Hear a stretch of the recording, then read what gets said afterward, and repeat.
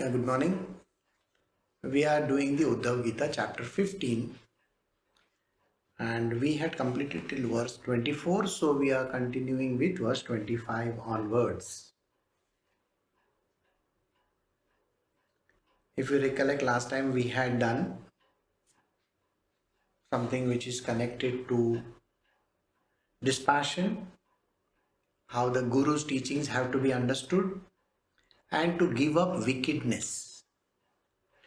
Wickedness is described by any culpable action, any action which culminates into additional karmas. So even if a yogi is there, his actions are going to be culminating in a future karma, which means there is a transaction which is happening, and that is agami or kriyaman karma, which can generate a certain number of rebirths again. So for that, he is supposed to do certain things. So controlling the mind was another thing we had discussed. When a person is able to control and decimate his mind, then the union with the Lord happens. That is what is called yoga.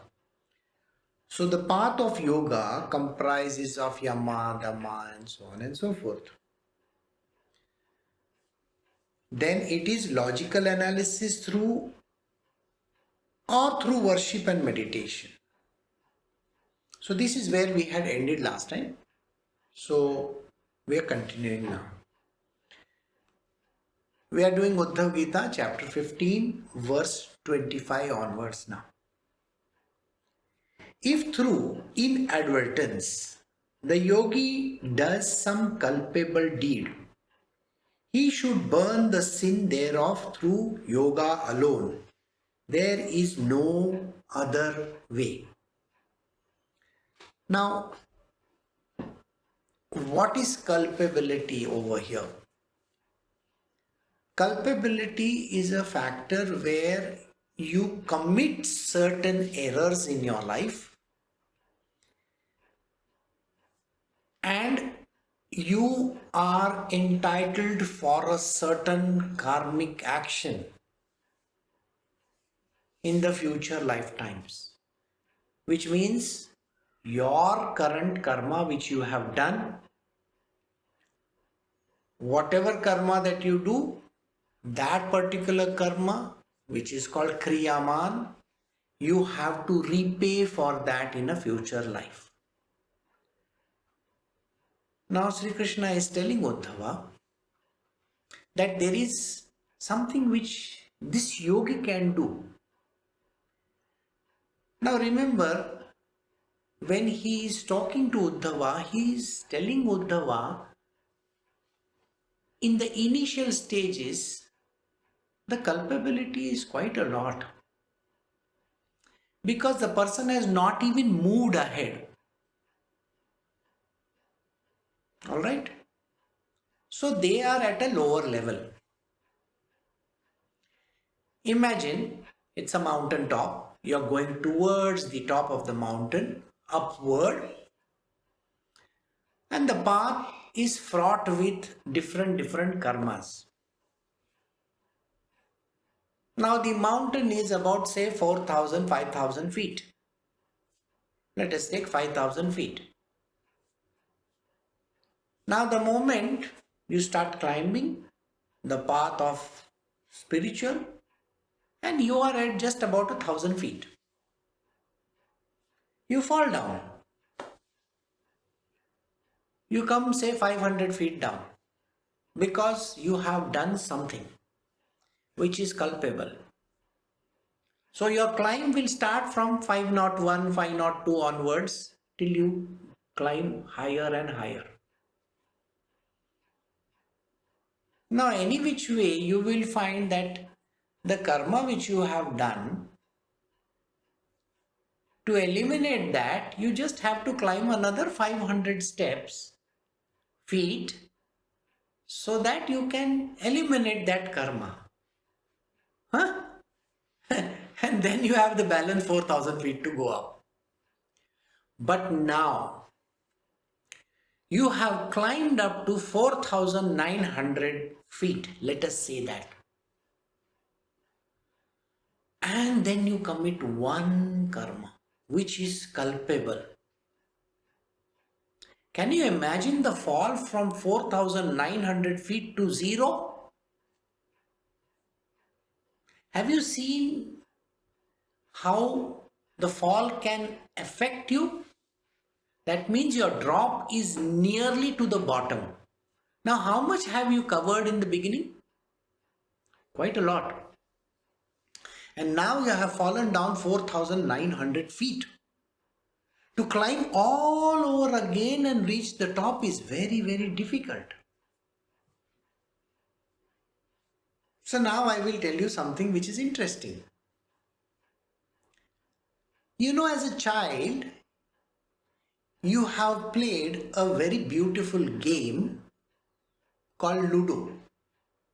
Have you played Ludo? And along with it comes another game called Snakes and Ladders. Have you heard of this game, Snakes and Ladders? I am sure most of the Indians have seen this game. This game originated in India. And what was the game all about? The game was about how you climb on the spiritual ladder of success. You can go from 0 to 100. 100 means Kaivalya. You have reached the ultimate destination. You have gone beyond. But I am sure you know that there is a snake even at 91. You know, at 91 there is a snake which can bring you down straight away. There are certain snakes who will eat you up, and then you can come straight to 1 or 0. I mean, this is how the whole thing works. So I'm sure you know this. You see, when you're playing the dice, you have to move the coin up like this, like this, like this, upwards. Sometimes there are certain sins that are committed. Sins means a karmic action is done on your part, and you enter the mouth of a snake and you have to come down to where the snake's tail is. I'm sure you can visualize in your mind's eye how this game works. And if you have not, I will post you a picture. You can go and see that. Then you will understand how interesting it is. Because this is exactly what Krishna is telling Uddhava, that you have to be careful. If you are on the path of spiritual, you should not do even a single error. And the higher you are on the path, even a single error can cost you thousands of years of reversal. There are many stories from our Puranas which you can come to know about this. A very simple story is about Vishwamitra, how he fell down. 10,000 years of his life he had to do tapas to go back to the same level where he came from. So for a today's yogi, those who are on the path of spiritual,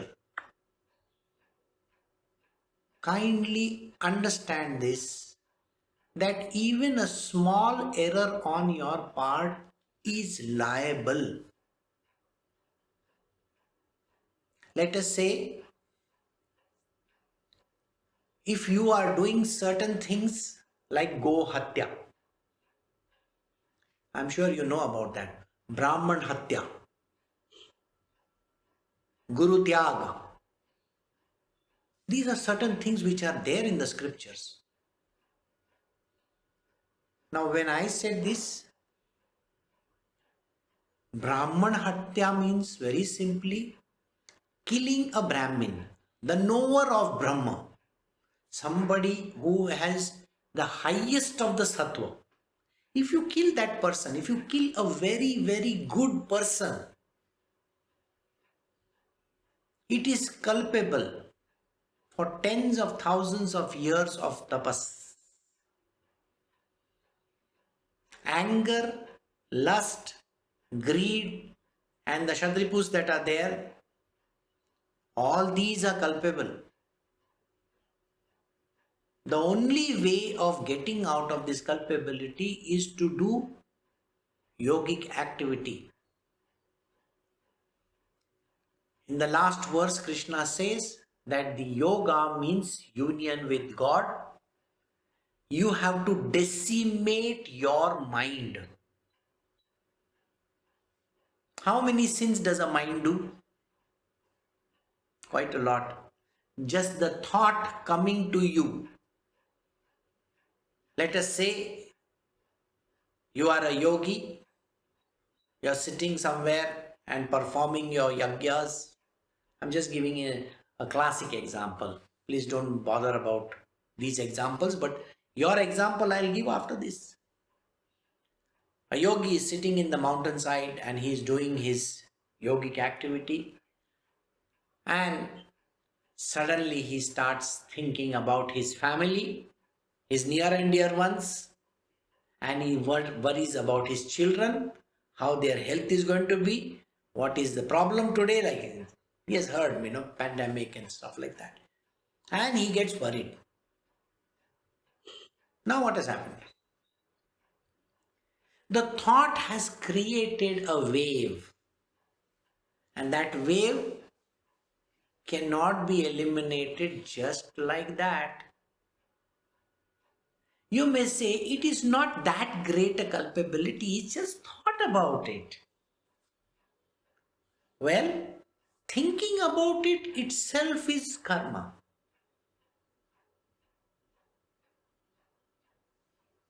You understood? Now let us take your example. Now you are in the spiritual. Now when you are on the path of spiritual, you have slowly risen higher and higher. Now this rising happens in a way, it's a very slow journey. Now you might have reached a certain level where you have performed certain sadhanas and stuff like that. You're able to control your mind. You're able to control your actions. I think one of you has the microphone on. Yes, thank you very much. Now think like that.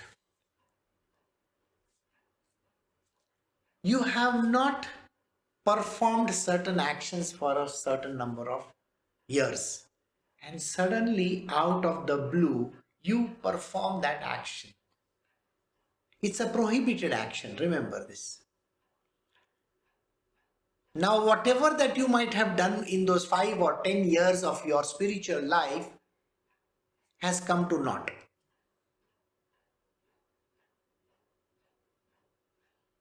And this is something which you need to know. Now, what is the effort to get back those 10 years? You know the effort that is required to get back those 10 years? Imagine this. If you are a normal human being, and if you have performed certain actions, certain karmas, to eliminate that karma, that person might have to take 1,000 lifetimes. Why? Because one person performing a karmic action with another one, the availability of bodies in the future for him is dependent, because he has to eliminate a lot of karma. And by the time he meets this person again, so that he can repay, maybe 1,000 lives have gone. All right? This is for a normal person. Now you are a yogi. You have done certain sadhanas. You know spirituality. You know the subject very well. And if you know the subject very well and still you are performing those actions after knowing the subject, your culpability is not 1,000 lifetimes. Your culpability is more than 10,000 lifetimes. Which simply translates into not 10 years of sadhana which you have lost, but 100 years of sadhana which you have lost. So now imagine you have to go back to those 10 years plus. You will have to spend more than 100 years over here. The culpability factor for a spiritual person is much high. Now you will ask me, why is it so? Well, I will give you the answer. In the material world, there are people who perform certain crimes. There are certain crimes which a person does. I am sure those who know the law very well, have heard about it, that if it is your first crime, and if you have absolutely no idea that you are doing that crime, then you are allowed a certain leeway. There is a case going on about an actor who committed suicide. His girlfriend was the only one who was given bail. Why? It is her first misdemeanor. But the rest of the people, their culpability was high. She can get away by saying, I did not know, where she actually doesn't know. But the rest of the people, they are culpable. They will get that action right where it hurts. So, for a spiritual person who knows very well that these actions are wrong, please listen to my words very carefully. The spiritual person who might have put in 8 years, 10 years, 12 years, 15 years, or even 5 years for that matter, in spirituality, has the knowledge and the understanding that he or she should not do those actions because they can cause a lot of problems, and they do it even after knowing. Their culpability is increased to tenfolds. That means the amount of sadhana, the amount of efforts, the amount of personal, you have to put in a lot of energy into trying to get rid of that karma. So, there are a lot of these people who are currently in jail. I'm sure you know about them. They are great gurus. And because their understanding is quite a lot, the court is not going to let them go. No. This is for them. But for you who is in spiritual, and if you do those actions, even after knowing that these actions are wrong, your culpability is very, very high. Imagine for a normal person it is 10x, yours is 100x. And that is the reason why Krishna is being very clear over here. The only way of getting rid of it is through yogic practices. And your yogic practices, for a 10-year, you have put in yogic practices in your past, now it increases to 100 years. And if you don't want those 100 years, You can die and you will be born 1,000 times more than that. Why would anybody want to do that? So I hope those who are in the path of spiritual understand this rule very carefully, that you should not do those actions if you know that they are culpable. If you know that you cannot abuse another person, you cannot say bad things about another person, and yet after knowing you do those actions, Krishna says the culpability increases tremendously.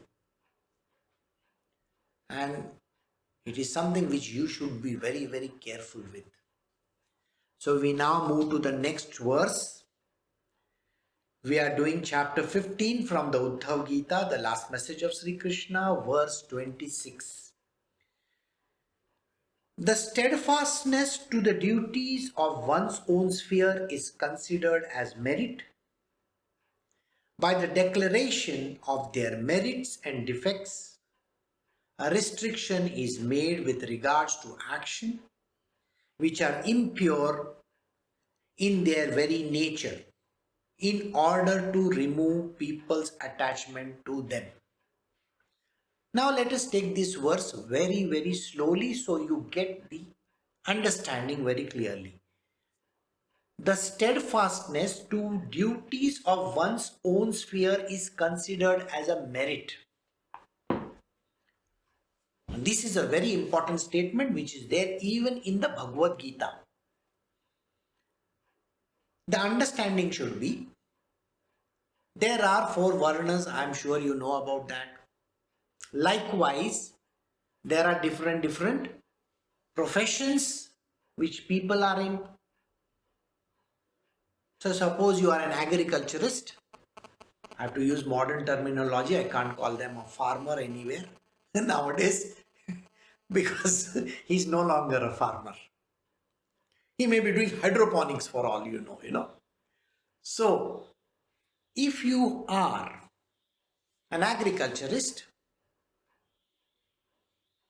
your children have to follow that traditional path, which means the parents and the children have to go in the same direction. So the steadfastness, the duties of one's own sphere, your sphere. Suppose you are a Kshatriya, your parents were from the defense forces. If your parents are in the current stage, Rajasic kind, maybe business people, then your job is to do business. If your parents are in the defense, then your job is with the defense. That means whatever your parents are doing, you have to do. Now, that is Swadharma also. You know very well what has happened in the past. In the last 50 years, there has been a major upheaval and a change. What is this upheaval and a change? Let me tell you. Those who were performing actions, the jobs which people had, a lot of people had a lot of jobs. Suppose it was dairy farming. I'm using again modern words. Dairy farming.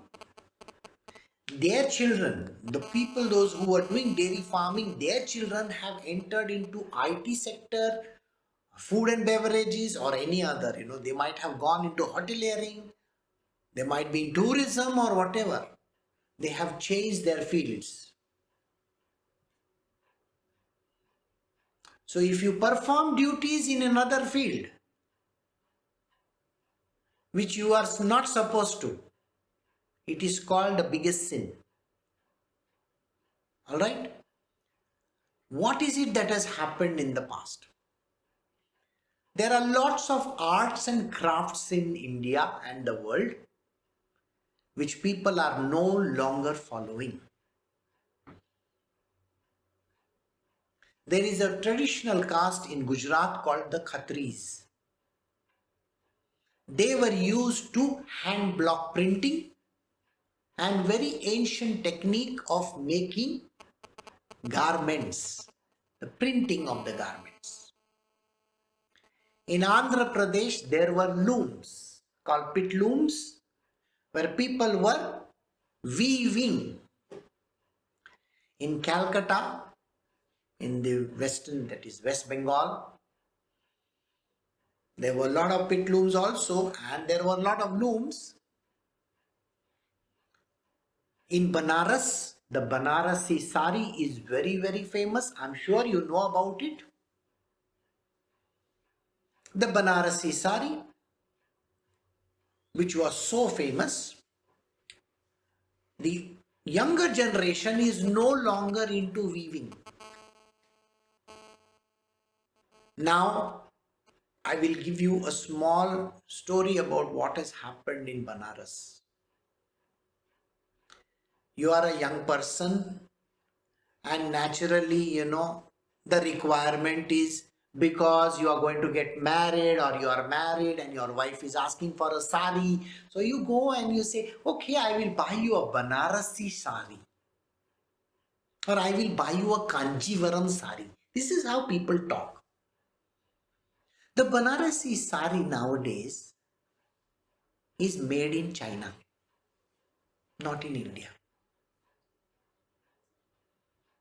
And this is something which you need to understand. Why are you buying that cheap stuff? They are cutting throats over there. At half the price they are selling the sari. So if you go to Banaras today, you will find that there are lots of people selling the saris at half the price. Because this is the cheap imports which have come from another country. And this is one of the reasons why the younger generation is disillusioned. Now, I will tell you, the younger generation should take it within themselves that I don't want to do this. I want to change the scenario. I will do something by means of which my parents and my grandparents are going to be happy. And my forefathers are going to be happy. Reintroduce that whole thing. Reintroduce the Kanjivaram saris, which we have lost in tradition. Reintroduce that Banarasi sari. Reintroduce the Kashmiri handicrafts that were there earlier. I hope you understand. Why do we have to waste our resources by giving somebody else the chance to do something? That is not tradition. They are just copying. In the last 20 years, have you seen even a Ganesha idol used to come from another country? It is a very strange phenomenon. It is not correct. Please go back to your roots and find out what is important. The younger generation today doesn't even know. You see, we have in Karnataka something which is so interesting, and the younger generation doesn't want to indulge themselves in that at all. One of the important things which we used to make in Karnataka is called Ganjifa. 99% of the people won't even know what Ganjifa cards are. Can you imagine that? There is a place called Bidar. I'm sure some of you may know. The Bidri ware is so famous over here. The Mysore silk sari is so famous. Nobody wants to buy that anymore. We are not even giving the old people who are making those saris any credit at all. Now the younger generation thinks that they can drink coffee for 500 rupees and 300 rupees. I mean, They are willing to spend $200 on a stupid coffee in an imported restaurant. And that brand name itself is imported. But they are not willing to spend on those Bidar, people from Bidar. If we as a young, you as a young generation and we as Indians, if we cannot change this scenario right now, we are doing disservice. That is why he says steadfastness to the duties of one's own sphere is considered as a merit.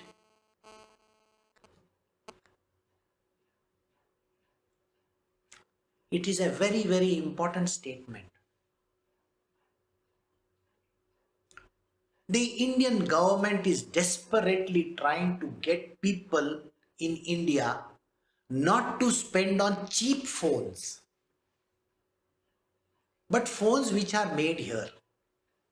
Likewise, just giving you an example.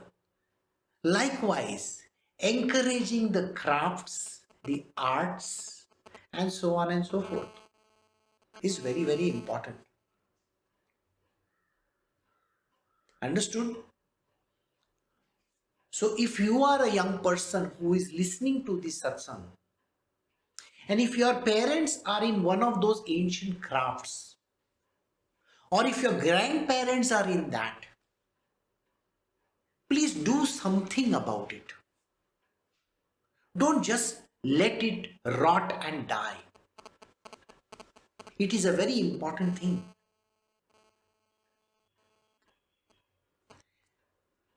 In olden times, we used to get beautiful images over here.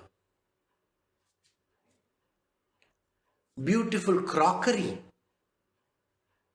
Now, you don't want crockery made in India. You want crockery which is made abroad. You want to say made in this country, made in that country. Don't do that. We have to give credit to those people over here who are really working very hard. This is what Krishna is talking about. You have a duty towards your own, whichever place that you come from, that is your own sphere. It is considered a merit. Sri Krishna himself is saying, please understand, you do those things which is supposed to be merit for you. Alright? Anything that our village artisans produce, please don't go to those NGOs who literally are cutthroats. The item which was 100 rupees, these people put up massive stores, huge stores, air-conditioned stores, and the same 100 rupee item is sold for 2,000 and 5,000 rupees. Don't fall for it. Don't ever fall for it. You see, in India, in Bangalore especially, there is a place where a kurta, a simple kurta, is sold for 2,000 and 3,000 rupees, and people want to spend 2,000 and 3,000 rupees. Whereas a kurta which is sold by the artisans just a few kilometers away from here is being sold for 500 and 600 rupees. And that kurta is a genuine kurta made by real vegetable dyes.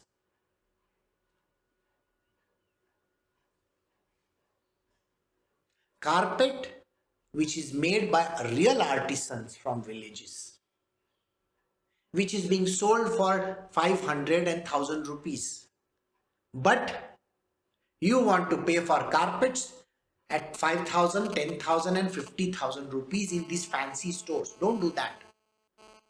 Encourage those artisans, those who have retained their own work culture in the villages.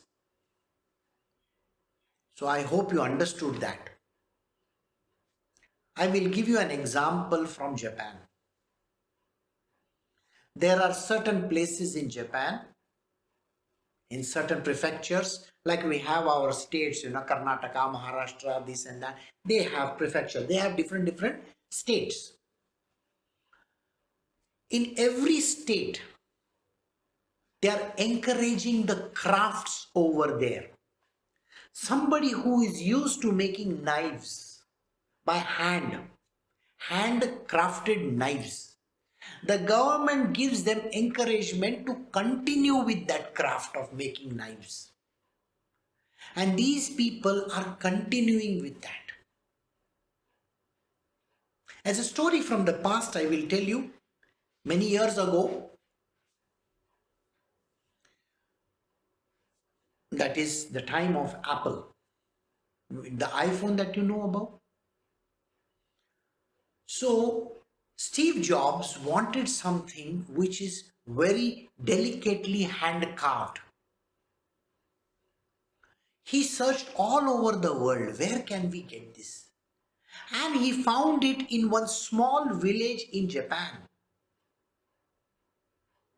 He went to that village, and the artisan in the village looked at that object and he said, "Yes, I make these things. And they are beautifully handcrafted. The curves and all have been made by me." So Steve Jobs said, "Can you do this for me? I want thousands of pieces like this." He said, "I am not capable of thousands of pieces because I am a human being. I'm not a machine." But he trained a lot of young people over there who then started making those objects for Steve Jobs. You can go back in history and find out about this, the recent history, I mean. So, in the same way, India has a tremendous amount of cultural background, and you have to know about it. Yesterday, I was listening to a very interesting story of Shivaji Maharaj. Now, these stories are never told in our books. One small story I will tell you. Shivaji Maharaj was a great warrior. Now, whoever has written this particular thing was saying that he wanted to make a fort.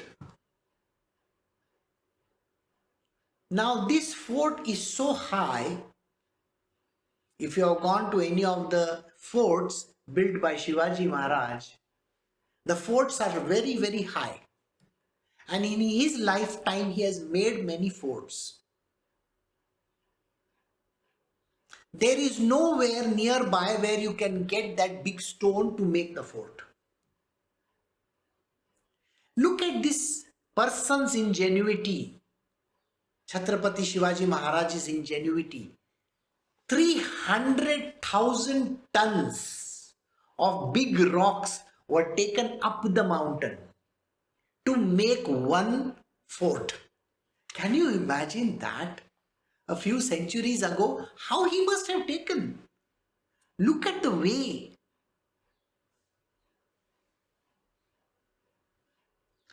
There are certain things which we have in our past which we need to bring them out again and again. So here, the verse, I have just stuck onto this one line. The steadfastness to the duties of one's own sphere is considered as a merit. If you are doing something just for the sake of earning money, or just for the sake of making a name for yourself in some sphere which you are not even a part of, you are causing a biggest karma in your life. It is called the sin. Don't go into that direction. You can become very great. You can become even a philanthropist over there. Please remember that philanthropy is of no use. We have certain traditions in India. I will tell you. We think like this, that people from Gujarat or Rajasthan, we call them Gujaratis, Marwadis, isn't that what we call them? They are into money making business, which is basically business. They say business karwanu che. Now these people have to do it. There were people who came from Sindh. They are called Sindhis. Now they were into certain businesses which they brought along with them. That is what they are supposed to do. There are Parsis who came from Iran, Iraq, that place. Persian people they are. They settled in a part of Gujarat, and from there they spread all over India. They have to follow their traditional. If you are a South Indian, or if you are from any other part of India, you have to do what is necessary. Pandemic has caused a lot of issues in this world. One of the most important things which has happened, I will tell you. There were a lot of people who had come from Northeast, Orissa, Calcutta, and all those other states. And they were working in restaurants over there in India, in big cities like Chennai, Bangalore, Hyderabad, Mumbai, all these places. Because of pandemic, they have to go back to their places, wherever they came from. And they are forced to do what their parents were doing. Some of them were farmers. There is a very beautiful video person who has put it up in YouTube. Now she is a Himachali girl from Himachal Pradesh. She was working in the IT sector in Delhi. And now because of pandemic, for the last so many months, she is back in her Himachal Pradesh. What is it that she had left behind? Her father or mother or whoever it is, were apple farmers. They used to grow apples. Now this girl has become that. She wears that dress and she is going to those orchards and plucking those apples. And she has put up these YouTube videos where she is talking about different kinds of apples. And I was very happy to see that video. Because the universe is now forced her to go back to where she came from and get back into her family, whatever the business that they were into. This pandemic is a great leveler. There are lots of people who are in the wrong professions. Now they have been kicked back to where they came from. And it is a very sincere request that please continue to do what your culture and what your past determines. Not something that you thought that is a very beautiful thing over there. The grass always looks greener on the other side. Let us go to Bangalore and mint money. Don't do that. Many years ago, this is in the 90s, I was not interested in doing. So I asked my family, so do you know what your family business is? Because all these people had paddies. Paddies means a business place. So they had a paddy which is called cloth. They were selling cloth. Even today, they have a paddy in Mulji Jetha market, MJ market it is called in Mumbai, which is very famous because Dhirubhai Ambani came from there. So I said, you have to do that. So you should get into a business which is clothing. And you have to get into what is called as a handmade goods. Till I was in this business, 2006, I was also giving talks in other institutions. And I was encouraging the students of fashion design to please go back to the roots. So I would procure goods from those places and then create garments out of them. Some of you over here have worn my garments also. That is the business. So you have to stick to your knitting. That is what it means. And if you stick to your knitting, then Krishna says it is considered as a merit. Now we will slightly move ahead. This is a verse which is very, very crucial and critical. Please listen to it carefully. By the declaration of their merits and defects, a restriction is made with regards to action which are impure in their very nature in order to remove people's attachment to them. If you are following a certain, traditional methodology, your parents, now some of them, I'm sure you have seen that there are those hair cutting salons. Their children also do the same job, isn't it? But some children revolt and they will say, I don't want to cut people's hair. And they go away from there.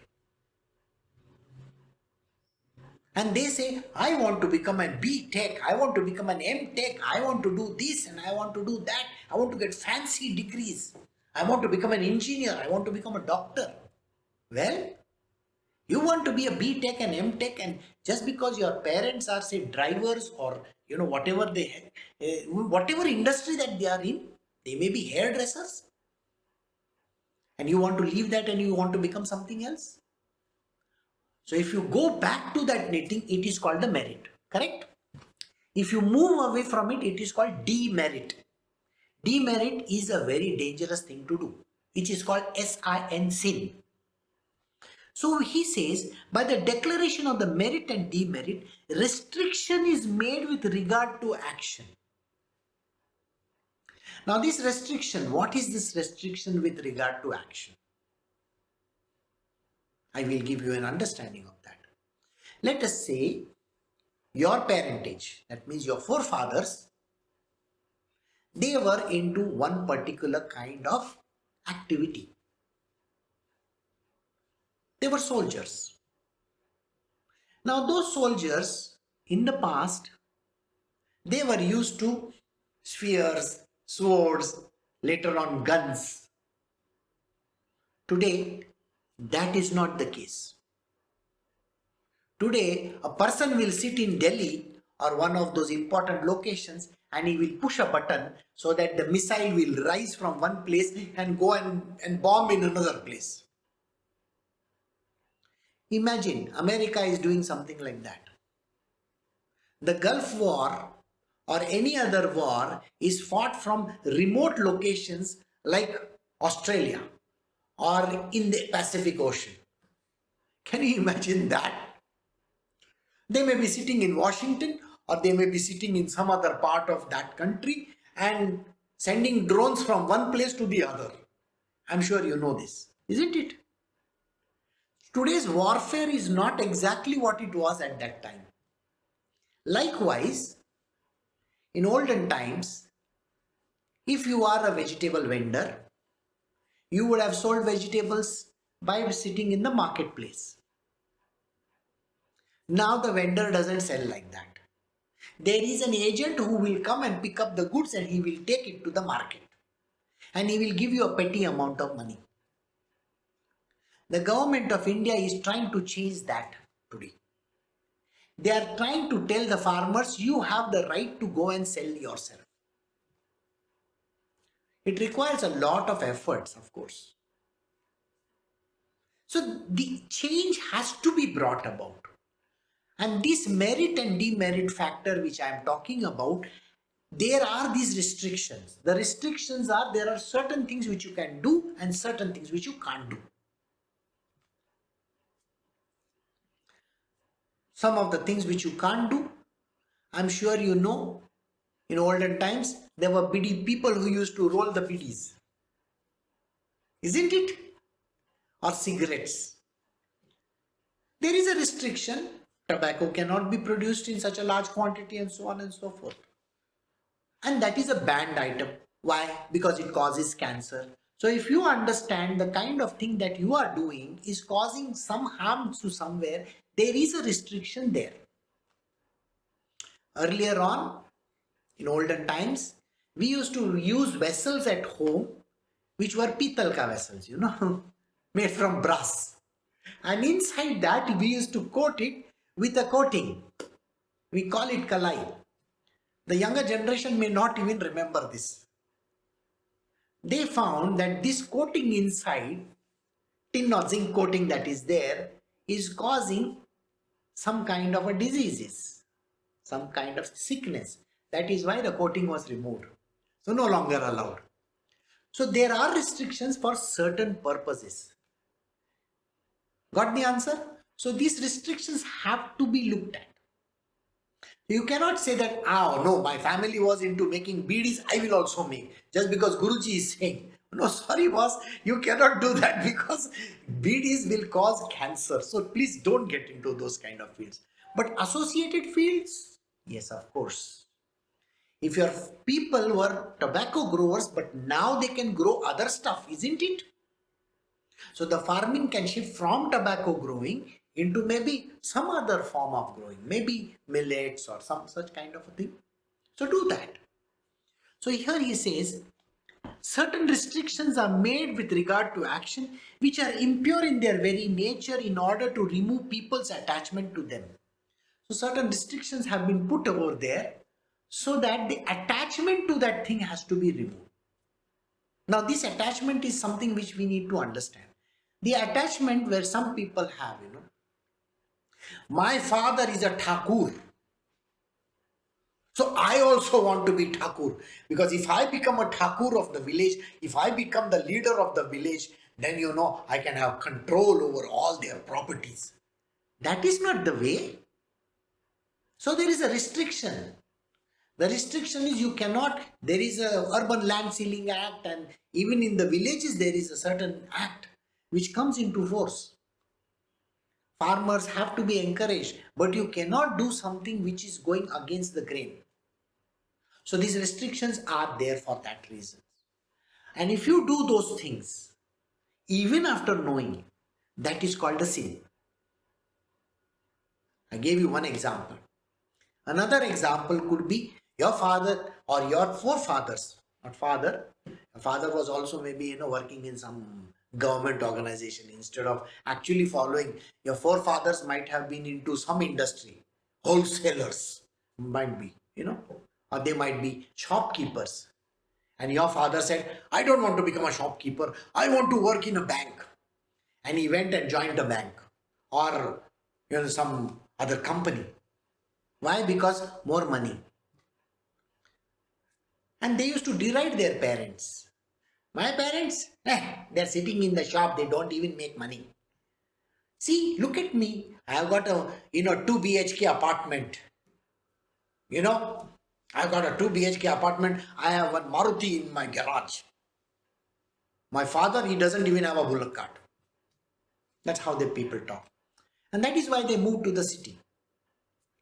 Their children, which is the current generation, says, oh, my father was working in a bank. You think I should work in a bank? Stupid fellow, he doesn't even understand. Bank doesn't pay so much. IT company pays 100 times more. So the banker's children want to become IT specialist. Forefathers were into wholesale of say some kind of a thing. And the grandchildren are into some different industry. I hope you got it. So restrictive trade should not be got into.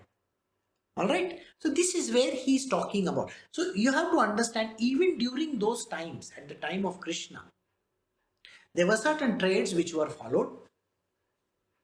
Dairy farming was very, very important.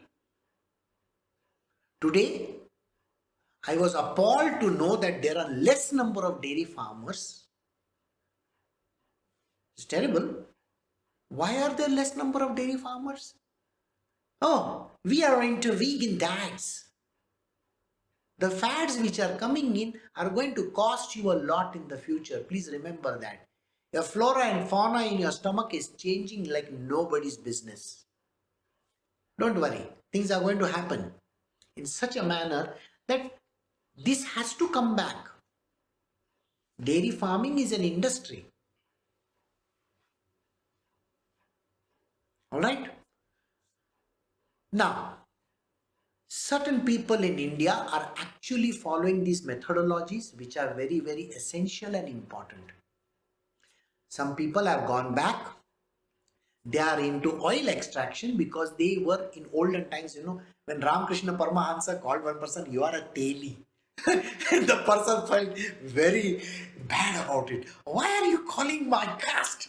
It was not a caste. What he meant was that if you are into oil business, you should be back in oil business. That's what it means.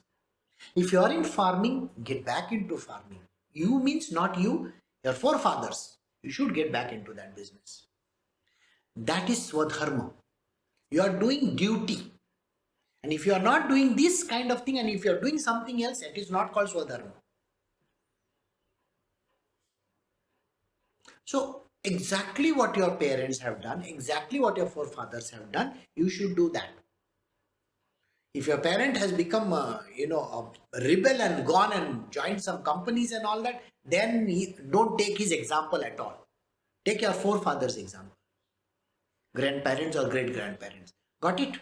So this is what he means. So that people, these attachments have to be removed. Why? The attachment is, if I do that farming job, I won't get any money. The attachment to money over there, because you are working in some big city, that you have to remove. Don't always count money or power or fame. No, that is your attachment and you have to cut it. The amount of money you may be earning today at home might be lesser. And before I end, I will tell you, there's a very big organization which is actually doing something like this. I was reading about it. This organization is having an Indian head, by the way. It's called Microsoft. Now, what has Microsoft done? Microsoft has told, because of pandemic, people were staying at home. Microsoft has told their employees in a letter, you can please do it permanently from home. You can stay at home permanently, doesn't matter. We will see to it that we can give you a job at home and do it from there only. All right. So there are lots of people who were staying in bigger cities. Now they have gone back to their places, wherever they came from. So they have gone back. They can stay in that town and do their job from there because it is online. Got it? But the only difference, what Microsoft said was that there will be a reduction in salaries and other perks because you are anyway at home. Okay? Earlier, you had to shift from one place to another, so they used to pay you for all that. And now they will not be doing like that. Which is very interesting because if you are staying at home and doing the job which you are supposed to do, the overheads are not that high. So this is a very interesting thing which they have done. So I'm just telling you that even today, if you have gone back to your villages and if you have got back into your parents' heritage business or whatever the activity that they are doing, you should be happy. Just don't run after money or all those petty stuff. Find out ways which this knowledge of yours has given you to encourage that activity. So if there is a traditional craft and art which your parents were into or your forefathers were into, encourage them. There is a wooden toys business just right across the border here, 100 kilometers from here. Encourage that. Encourage bidri wear. Encourage the kind of thing that is there. Get those Ganjifa cards. Get those pichwais. Get those things which we can now be proud of. This is what Krishna is talking about. So getting back to your roots is extremely important. When you get back to the roots, it is called the merit. Got it? With a certain restrictions, you can still get back into the same swing. So we will end this verse over here, verse 26. Tomorrow we will do verse 27 onwards. Thank you very much and have a great day today. Bye.